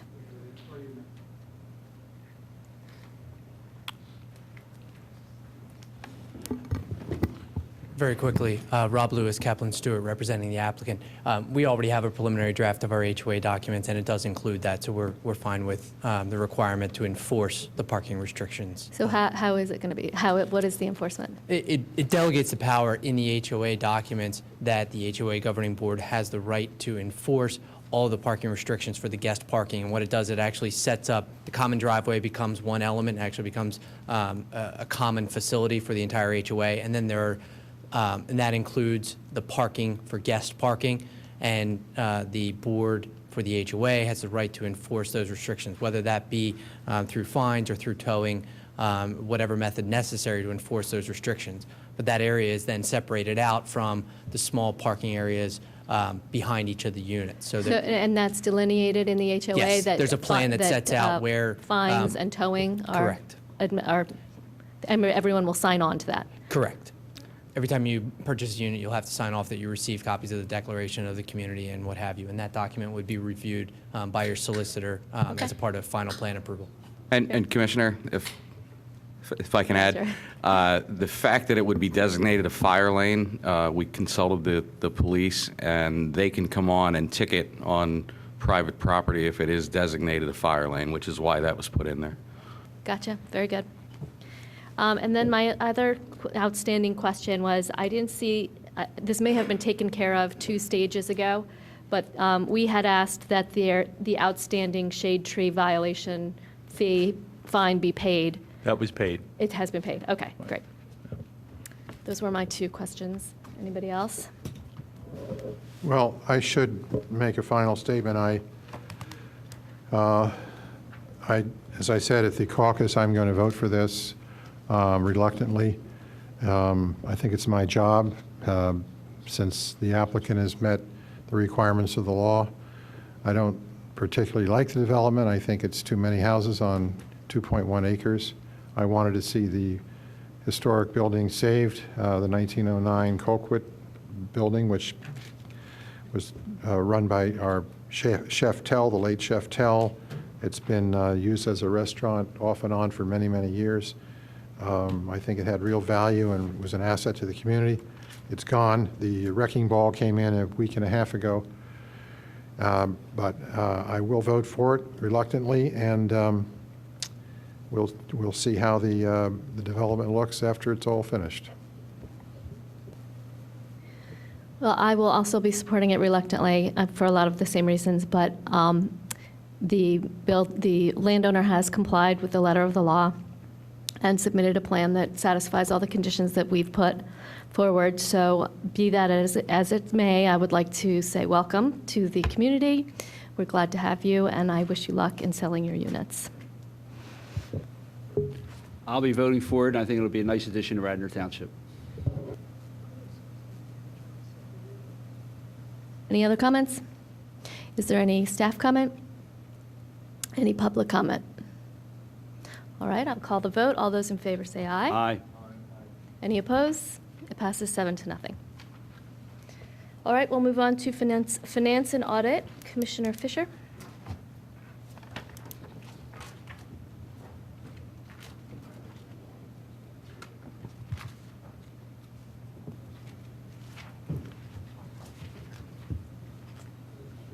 I'm sorry about that. I'll move to approve the business privilege tax settlement 2014-BPT-01 in the amount of $5,000. Second. Oh, sorry, John Nagel, second. Any commissioner comment? Any staff comment? Any public comment? All those in favor say aye. Aye. Any opposed? Passes 7-0. Next, we move on to old business. Well, public safety with nothing to see. Oh, sorry, public safety, Parks and Rec. Bob, do you want to mention that the parks are all basically closed until we have a chance to get out there and do some storm cleanup? That's correct. With the amount of storm cleanup now, the parks will remain closed till further notice, as well as the Radnor Trail. Other than that, nothing to report. Rich Booker, anything on the library? No report. And John Nagel, Public Health. Nothing to report. Okay, on to old business. Does anyone have any old business? I know we have a few items on new business. Bob, can I invite you to start with our new business? Sure. First item would be the disaster declaration that we're asking the board to consider this evening. This is something that has the potential of allowing us to seek storm damage monies either through the county, state, or federal levels. It's necessary for this body to be able to make this declaration. If approved by the board, we will forward this to Delaware County Emergency Management. They have asked for this information to be sent to them, I believe, no later than tomorrow, so that they can start putting their report together. They have asked a number of communities throughout Delaware County for their numbers as well, and I know that finance is starting that process, as well as a lot of the other departments, to start put their numbers together. I'll move the approval. Do we each have to sign this? I see 7 Yeah, lines. I'm Are you- passing it up okay. and All right, I'll down. move the approval of the declaration of disaster emergency for Radnor Township. Do we have a second? Second. Does anybody have any questions or comment? Any other staff comment? Any public comment? I'd like to make a comment, but I think I'll do it after we vote. Okay, all those in favor say aye. Aye. Aye. Any opposed? It passes 7-0. I know, I am going to abstain on this. I'm going to abstain on it. I haven't looked at it. I don't know enough about it to, in order to make this. So I guess my question is, do we even need to vote on that? Why, is it, When the governor declares a state of emergency, it's so you can get federal funds. When we sign this declaration of emergency, so that we can hopefully, if those federal funds come to the Pennsylvania. Thanks, Bill, I appreciate it. Yeah, if you want to sign it, go ahead. No, but I'm saying you should sign it. Is that the right form, though? Individual members don't sign. Should it be a resolution adopted by the board with a vote, then someone can vote against it, and then signed by the president? It does seem like an unusual form. How many signatures are on that? 7, 1, 2, 3, 4, 5, so far. I think it's to show solidarity. Yeah, I just, if someone wants to vote against it or abstain, they won't sign it. Yeah, it's fine. It's fine, whatever. But it's a motion, it's not Okay. your normal So let me just resolution. take the vote again, since we miscounted. All those in favor say aye. Aye. Any opposed? No vote. So that passes 6-0 with one abstention by Commissioner Booker. Okay. We're all going to get questions from homeowners about cleanup, liability and responsibility. And I've been thinking in the last 48 hours about the examples, and here they are. A tree in the right-of-way falls into the right-of-way. Who has the responsibility? A tree in the right-of-way falls onto the owner's own property. A tree in the right-of-way falls from one property owner's right-of-way onto private property of somebody else. A tree on private property falls into the right-of-way.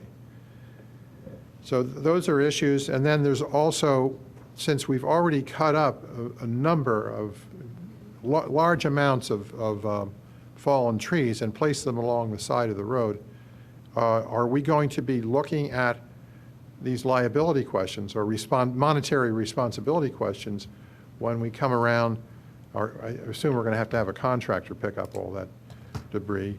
Are we going to be coming around and looking at the homeowner for picking up any of the responsibility, our costs? Those are the questions I think we're going to be getting, and I don't know if we need to enunciate And we also a have, policy or not. also, when should residents put debris out, and what form should it be out in? Will the township accept logs as opposed to brush? And will there be extra pickups, and when? I think those are very good questions, and I thank you for teeing this up, because one of the conversations we wanted to have is looking for direction from the board on this as part of this disaster recovery, storm recovery. Trees are going to be a big issue for the township. Liabilities, we own the rights to those trees in the public right-of-way, so however they go, we're going to be responsible for those. Private trees falling into the right-of-way, whatever's within the right-of-way, we'll have to clean up. As part of this, we know now that the township's requirement is you have to cut and bundle those in certain lengths. Some of these right now people are dragging out, they are nowhere near being cut up. It is going to be quite extensive based on, if just driving through the township, the amount of tree branches and limbs that are out there. There's going to be a huge expense to this of what's there. There's going to be additional work of a lot of trees that are, I'll call them hangers right now, that are up in trees that are going to need to be cut.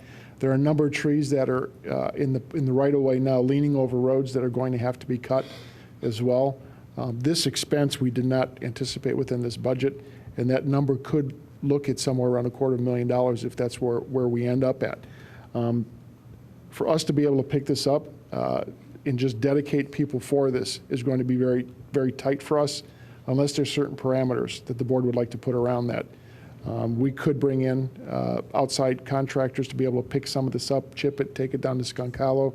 We could utilize our staff whenever possible to be able to do this. But there's a huge expense as part of this. The other part of it is when we look at the PennDOT responsibilities, we're still waiting from the first hurricane for pickup on Conestoga Road of a tree that's still laying there. Their participation and involvement of where they're going to come at with this can make a big impact also too on our dollars, and I'm not sure how much PennDOT gives us each year for the maintenance of these roads. for the nominal dollars for what we provide for those PennDOTs, where maintenance, plowing, patching, tree work is significant. So this is something that, to leapfrog into this for the 2014 budget, Public Works their overtime budget's gone for the year. I believe police are going to be coming close to that if they haven't already. There are a number of these expenses that we're going to be looking at forward here. So maybe, Bill, I'll let you kind of take it of where we'd like to engage the board as part of this process. But as I mentioned earlier today, we've put a freeze on all spending, unless it's storm-related right now, or to continue an operation across the board with all departments. So maybe, Bill, I'll let you kind of give an overview to that. Well, where we're at right now is we're trying to gather how much the actual expenses we've already incurred are. And obviously, the big ones are going to be payroll, with the next one being salt. And the difficulty with the salt is we've placed a lot of orders, but we haven't received a lot of shipments just yet, as they're trickling in due to the supply versus demand. So what we're looking at is over the next, with the way our pay periods fall, over the next 2 to 3 weeks, getting a better grasp on where we are with the payroll numbers, and then reevaluating the budget at the beginning of March. So at that point, we can come back to the board with the actual impact of what we've already incurred. And obviously, as we get more and more storms, there's always the payroll lag time of nailing down those numbers. But as we sit here right now, early March, having a good grasp on where the numbers are in terms of the actual expense. So then we can at least have the discussion on where we are actual-wise in terms of addressing the cleanup issues in the branches by the street and the brush pickup and the added work of that. That's going to take, over that same time period, we can put together numbers on what that might look at, either through a contract with our staff, or most likely some combination of the two. I think it's to add on to that from what Bill's speaking about. I think, Commissioner Higgins, this might be what you referred to, is we're going to get a lot of residents taking branches from their yard and their property that are not within those public trees and bringing those out. So again, it's those determinations. In my opinion, I think we have a responsibility to take care of those, but there's going to be a price tag that is going to be attached to that, and what the standards are going to be cut up, what size. I think bundling's inappropriate at this point. You're not going to have anybody go out and tie up all those bundles. Can you develop guidance with costs, bring that back to us, multiple choice, and then we get to choose from it? We can do that. That's my recommendation. We can put that in together. addition to that, so I'm assuming there is going to be some federal assistance for this storm. So it's important to know, which expenses that we put out there would be more likely recouped.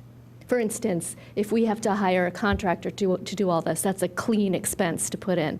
If we let our guys do it, it's not so clean. It's harder to document. So if there's a difference in, historically, what expenses get covered and which ones don't, that'd be helpful to know too. What we know right now is that the FEMA, the federal level of this, has authorized grant or submission of expenses for what they call Category B, which is emergency protective measures. So basically, that's going to be a lot of those expenses that we've already incurred as part of responding to the power outages, getting the roads cleared and free of debris. There is a separate category within FEMA's structure that is for debris removal. They have not opened that up yet. So, I mean, at this point, based on the information we have, we would anticipate that these costs being ours. The Category B that they have said they're covering, does that include payroll? Yes, it does. Yeah, At both straight time and overtime for employees. And it's a cost accountant's dream in putting all this together. It's just the level of detail and paperwork that they require. At the end of the day, the documents are very clear, regardless if it's in-house or third-party contractors. Okay. I have another suggestion that I think we should consider. I believe that we would need to relax the requirements in our shade tree ordinance mean, I very much feel that's a burdensome ordinance and problematic. And now we have people who are worried because trees fell on their property or on their homes, and they're going to want to do trimming. And we're going to put a high price on that, or at least an administrative burden, and that administrative burden might be problematic. So, Well, none of these trees will fall under the ordinance. They're fallen, they're diseased, so I don't think that that's accurate. I mean, any tree that is, on Lenore, we had one. We had a large tree before the ordinance. It had fallen, it had dropped limbs on 2 consecutive big storms. Neighbors on Lenore approached me about having that tree removed. I approached the township approached the property owner, the tree was removed, and the street did not lose power during this event. And if we had, under the current ordinance, that homeowner would have been required to pay probably thousands of dollars in. It was a hazardous tree. Well, a hazardous tree is a debatable thing. If our arborist had said it wasn't hazardous, it was hazardous to the people who live there because they were afraid it was going to fall on their power line. And it might not have survived the scrutiny of the arborist. And if that had happened, the tree would still be there and it would have dropped limbs in this storm. So I think But Don, you're describing removing a tree versus what you had mentioned initially was some residents may feel compelled to trim trees that have been broken in the storm. So the policy has always been if a homeowner would like to trim a broken branch on a tree, they can do that. Yeah, but cutting the tree down is the tree going that's well at beyond issue. that. The tree that's at issue is the tree that scares the homeowner, that doesn't scare you, because you have a different threshold. And I don't mean this in a negative way. I mean, you have a different standard than the homeowner. Some people are unnerved by having big trees hanging over their house, and they want to remove those trees, whether those trees are diseased or not. And we don't allow that. For all intents and purposes, we've taken ownership of those trees by putting the cost of taking that tree down so large that it, for all intents and purposes, is outside the capability of middle-class people. And my sense is we have to revisit that because it's problematic in scenarios like this one. I agree with Don that we should relax because, especially in light of this, there's a lot of cleanup out there, as we've alluded to. There's branches that are all over. There's many branches that have fallen, and that it is likely that some of our constituents will want to remove some trees, and we should have a moratorium on the enforcement. And I think probably, Elaine, you could just sign non-enforcement, right? You don't need to enforce that. You don't need to enforce that ordinance, right? I want to. Well, I appreciate what you're trying to do, but what you're basically saying is, and I don't disagree, out of fear, we will allow people to cut down trees that otherwise are perfectly healthy. And the whole point of the ordinance is that they should think twice about that, and that they can, if an arborist, states that the tree is unsafe and poses an immediate risk to their home, they can remove the tree. But what you're saying is if in fear they want to remove a tree, we should allow that. And that's completely counter to what we've worked hard at. Well, under these limited circumstances and for a limited duration. Well, so I have a lot of big trees in my neighborhood, and some branches came down, but no homes were crushed. And I don't believe anyone is interested in cutting their trees down now just because a few branches came down. But it's real. I mean, power lines were taken down, phone lines. Some homes were damaged. It's real. But they should have an arborist check their tree, and if the tree is And I just want to reiterate that there's absolutely nothing that prohibits a landowner from taking down a My point is tree. consistent from the beginning. These trees belong to the individuals. They have a different standard than you do, and some people are unnerved by having large trees near their house, and you're telling them that you're not allowing them to cut them down. It's not what we're saying. I don't know where you're coming First of all, they are always allowed to cut down. They're allowed to do it. Not if you put. They need some replanting. Yes, but if you put a replanting that costs $20,000, that is outside the capability. That's a little hyperbole. It is not hyperbole. That's an onerous. If you have a 48-inch tree, the replanting requirement of that tree is enormous. Under our code. Well, and so is taking it down. Yeah, well, taking it down is $4,000, $5,000, $6,000. Replanting is $25,000. So we've taken Don, let's do this. Don, at the next meeting, if you have a resolution or an ordinance, something that you want to bring to us.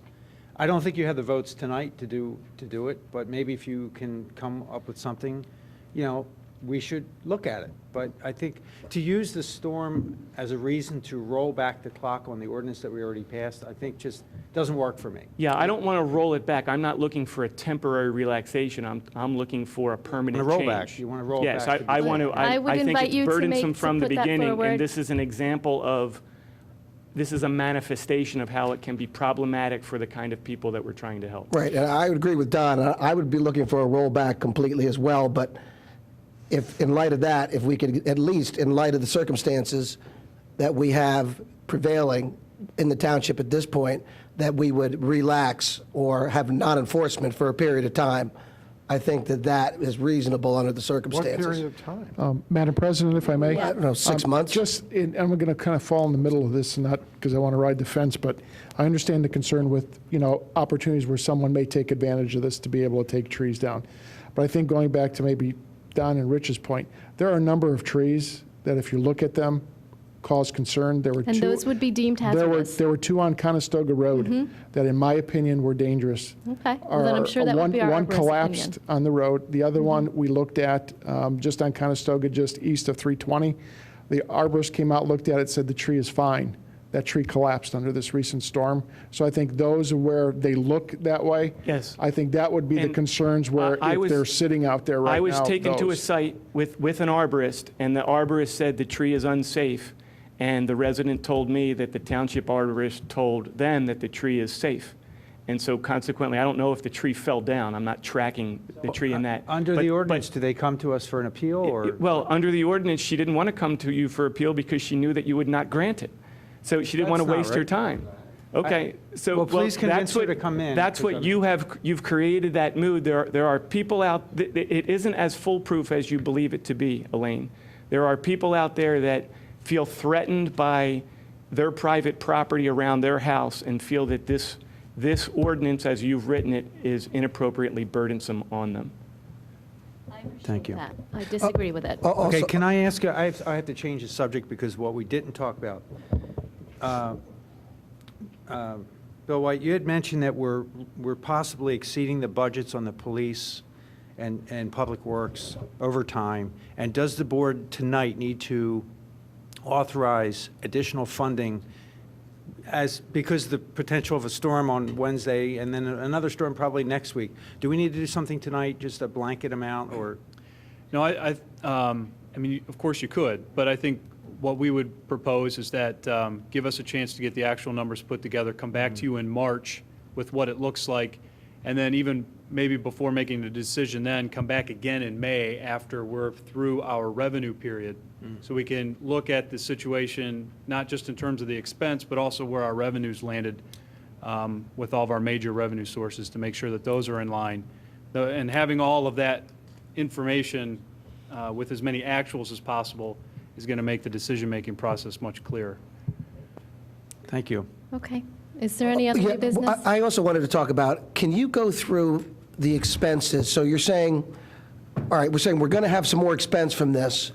If we don't hire outside people to help with this cleanup, if we just use our own, I guess we'd be looking at only overtime expense in excess of what we would normally be planning? Or, so how do you calculate the expense and what's your estimate of it? And also, did we ever finish removing all the leaves? Because I'm not sure that we even got all the leaves. And could we utilize some of that? Yeah, without having a lot of specifics, in what I'm picturing in my mind, it's going to be a question of cost versus time. What's an acceptable amount of time to address the issue? If a longer period of time is acceptable, that's going to probably result in a lower cost.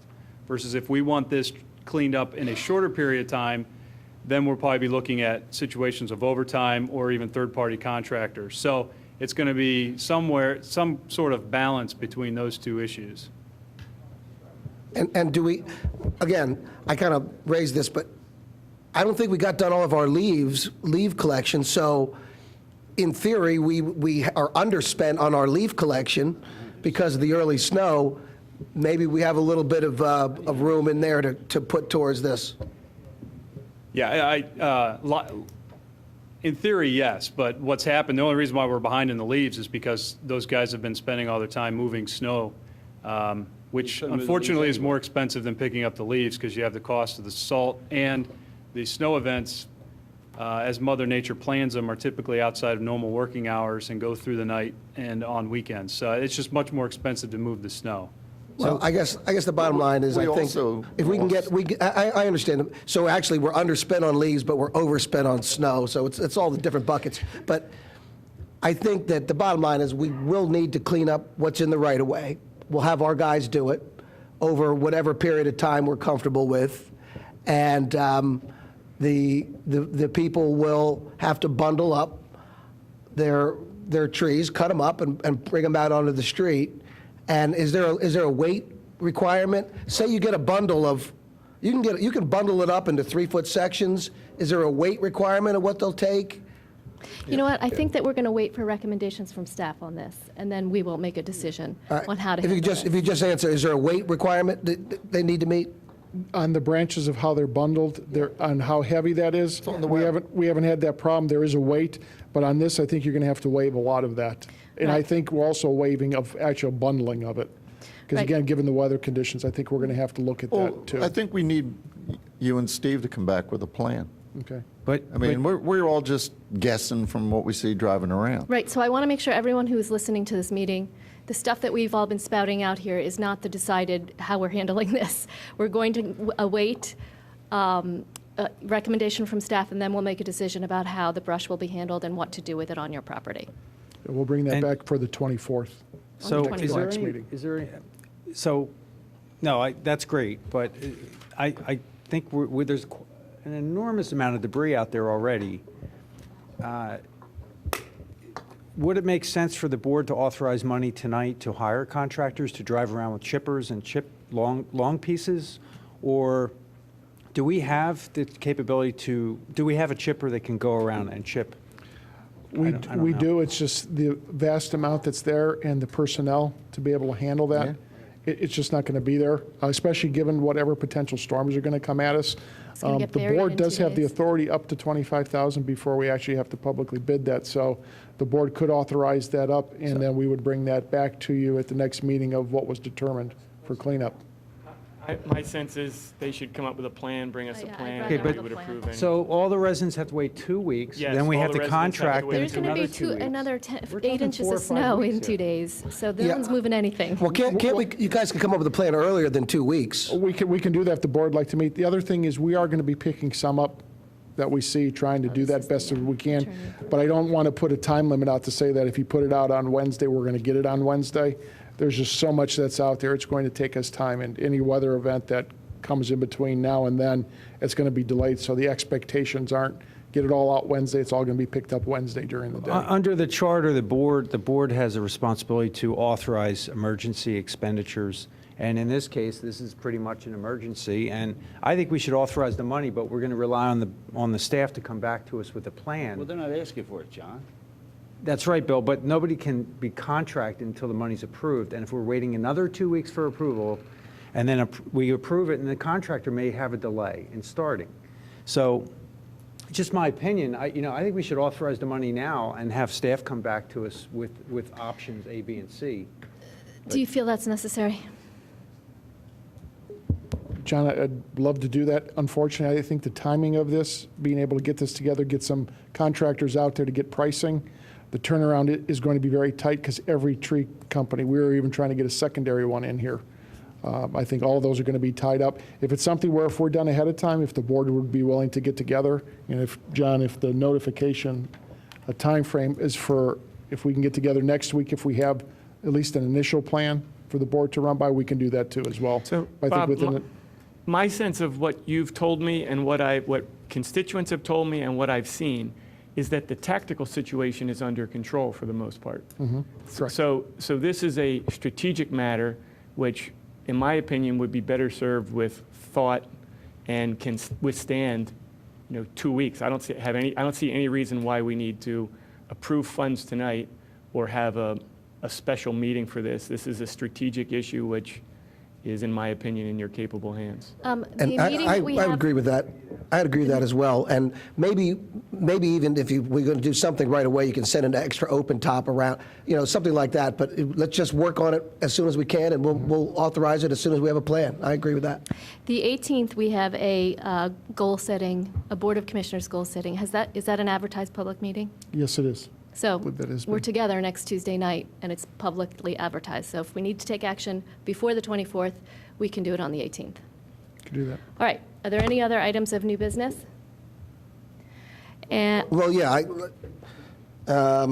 rather than wait, the new business, I just wanted to draw the public's attention to the issue that I voted no on earlier today, which was the stipend, I think, for the healthcare reimbursement. Now, think about what this is. It's $36,000 a year for the healthcare benefits for, this was the police union, I think. $36,000 is a huge amount for a healthcare plan. So that's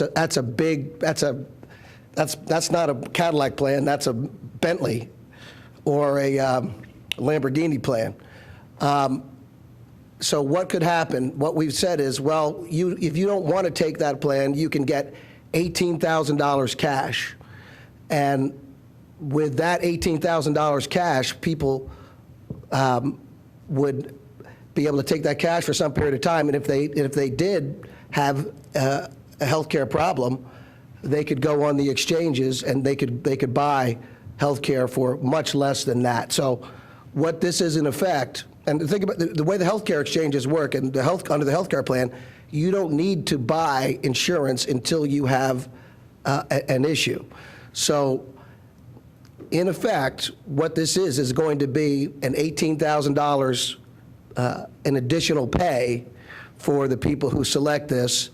And if they do need to have health insurance in the future, they can buy it on the exchanges at the time when they need it, and it won't cost $18,000. It might cost $5,000 or $4,000 or $6,000. But Rich, how about the $18,000 your taxpayers are saving, the other half of it? What do we do with that? I think that I'm dubious. I don't believe that we're going to save that money, but if we do... You're dubious? If we do, I don't believe that... I think that when you look at our healthcare expenditures, they're going to continue to go up every year. But if they don't, then we will prove that out and we'll show it to the people, and I'll be very glad to say we saved some money doing this. I think in the long run, though, that this is a bad idea and this is exactly the wrong thing. What we should do is work on reducing our healthcare expenses, and we should not set up a new stipend and a new set of payments for public employees. Thanks. So you're going to tell Thank you for your opinion. You're telling your taxpayers, I didn't vote for this. But we No, I'm not saved money. telling the taxpayers anything, Bill. What I'm explaining said is if how it's this... successful, you will Well, tell I'm them you explaining saved how money. this can work, okay? thank you for your opinion, Rich. Let's go ahead and call for public comment at this point.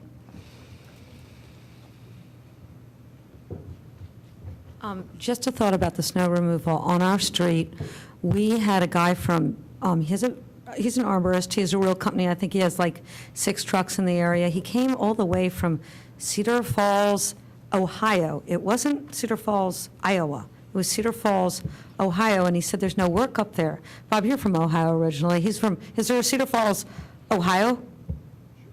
He's from Chagrin Falls. Sorry, you guys. He's from Chagrin Falls. Very good guy. He's cleaned up our whole street in about a day and a half. His rates were exceptionally competitive compared to the northeastern rates.